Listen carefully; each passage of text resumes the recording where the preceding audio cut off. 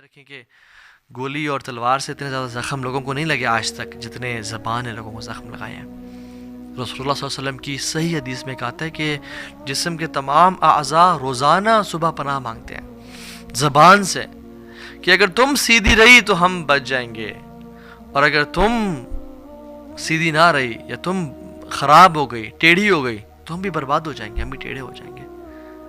And every battle always started with a single word.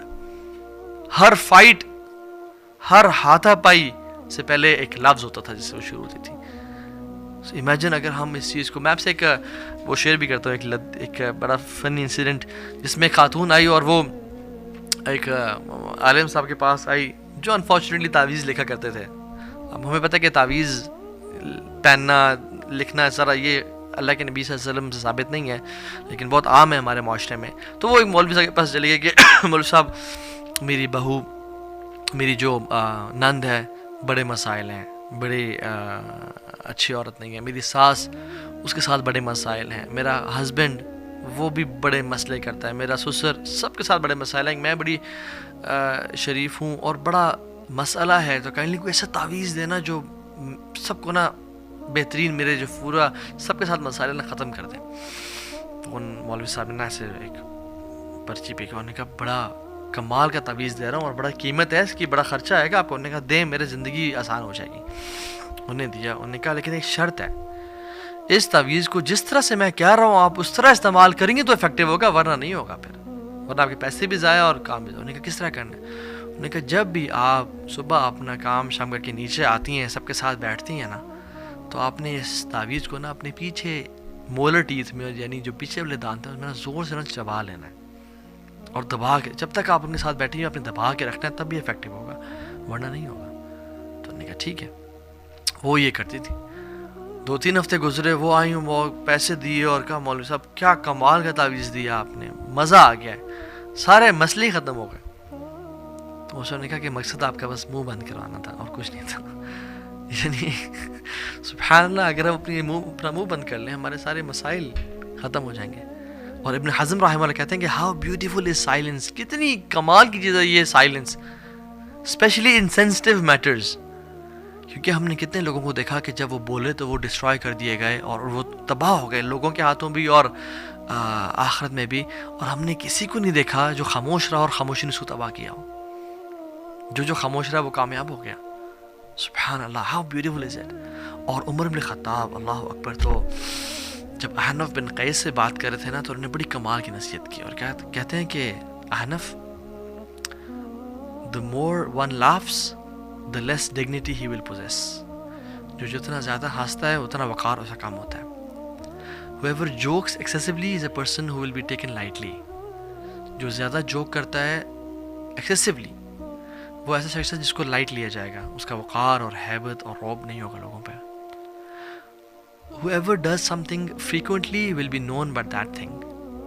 جو شخص frequently کرتا ہے نا وہ اس کی وجہ سے پہچانا جائے گا۔ اگر تم باتیں زیادہ کرتے ہو، جوک زیادہ کرتے ہو، تم اس کی وجہ سے پہچانے جاؤ گے۔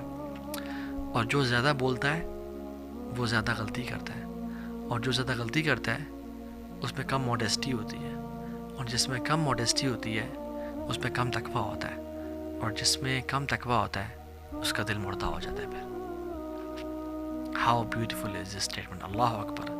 یہ صفت الصفا میں عمر بن خطاب نے احنف بن قیس کو نصیحت کی۔ And how profound are these words، اگر میں اور آپ غور کریں ان پہ۔ سو جو ہمارا لیکچر کا آخری اور تیسرا پارٹ ہے، and I'll make it brief and short، وہ یہ ہے کہ ایک تو نا زبان کو رو کے رکھنا، اور زبان پتہ کب رکتی ہے؟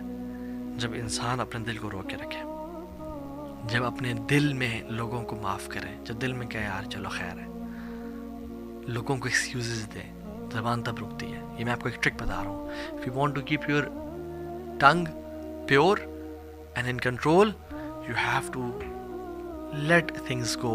لوگوں کو معاف کرنا ہوگا جس نے ظلم کی اور زیادتی کی۔ جعفر بن محمد کہتے ہیں کہ اگر تم تک کوئی خبر پہنچے کسی کی کہ تو اس نے ویسے کیا تمہارے ساتھ، اس نے ویسے بولا، یہ کیا وہ کیا، look for excuses up to 70 excuses، 70 excuses ڈھونڈنا، 70 کاؤنٹ کر کے ہو سکتا ہے یہ ہو سکتا ہے یہ ہو سکتا ہے یہ وجہ ہو سکتا ہے کہ وہ بھوکا ہو سکتا ہے اس کے گھر میں مسائل چل رہے ہو سکتا ہے اس کی جاب سے نکال دیا گیا، ہو سکتا ہے سیلری کم ہو اس کی، ہو سکتا ہے وہ آج کل نزلہ زکام سے گزرا ہوا ہے، وہ ایک یا انزائٹی ڈپریشن سے گزرا ہوا، وہ چڑچڑا ہوا ہو سکتا ہے 70۔ اور اگر تمہیں 70 ایکسکیوزز میں سے کوئی بھی نہ ملے نا، تو پھر تم یہ کہنا کہ he has an excuse which I don't know of, کوئی ایسا معاملہ تھا جو مجھے معلوم ہی نہیں ہے۔ اور سبحان اللہ، جعفر بن محمد، how pure were their heart, سبحان اللہ، یہ مسلمان تھے۔ اور آج مسلمانوں کو دیکھ لیں، ہمارے گھر برباد ہو گئے زبان کی وجہ سے اور برے سوچوں کی وجہ سے۔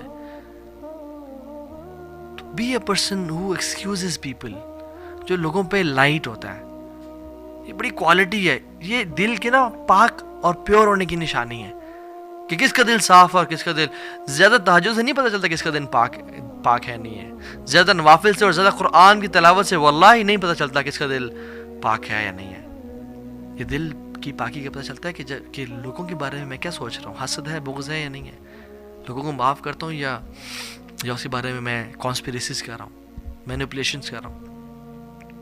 اور جنرلی جو لوگوں کو ایکسکیوزز دیتے ہیں نا، ان کا دل اچھا ہوتا ہے جنرلی، کچھ ایکسیپشنز بھی ہیں، لیکن they are people who have good hearts، ماشاء اللہ۔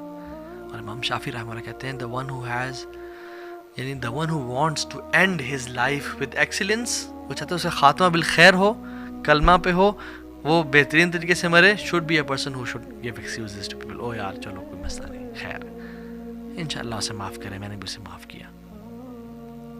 اور یہ کوالٹی ہے جنتیوں کی۔ if you and me want to enter جنہ، اور ہم جنت میں داخل ہونا چاہتے ہیں، تو ہمیں جنتیوں والی کوالٹیز اختیار کرنی ہوں گی۔ اور جنت میں کوالٹی کیا ہوگی؟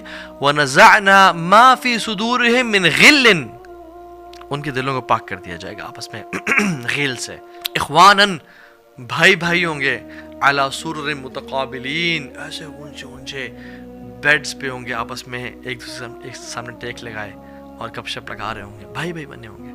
This is the quality of people of Jannah۔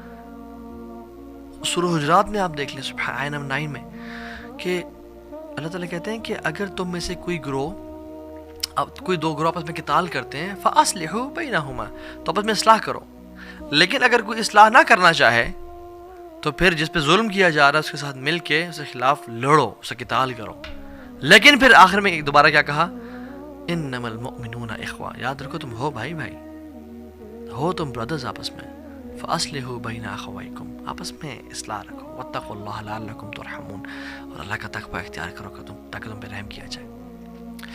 سوچنا، برے خیالات آپس میں پالنا، دل میں برا جاننا، یہ سمجھا ہمیں لگتا ہے کہ دل کی سوچوں کو امت محمدیہ پہ معاف کر دیا گیا ہے۔ ہاں یہ بات سچ ہے، لیکن there are some sins جو کہ دل کے ہی ہوتے ہیں اور دل میں رہ جاتے ہیں، وہ بھی گناہ ہوتے ہیں۔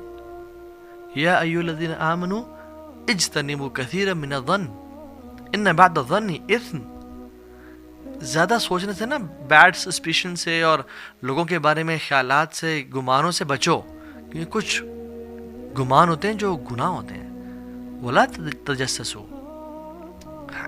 جاسوسی مت کرو، ولا یغتب بعضکم بعضا، نہ ایک دوسرے کو آپس میں یعنی مارو پیٹو، برا بھلا کہو، اور نہ ہی کسی کی غیبت کرو۔ کیا تم پسند کرتے ہو تم اپنے بھائی کا گوشت کھا رہے ہو؟ اللہ کا تقوی اختیار کرو۔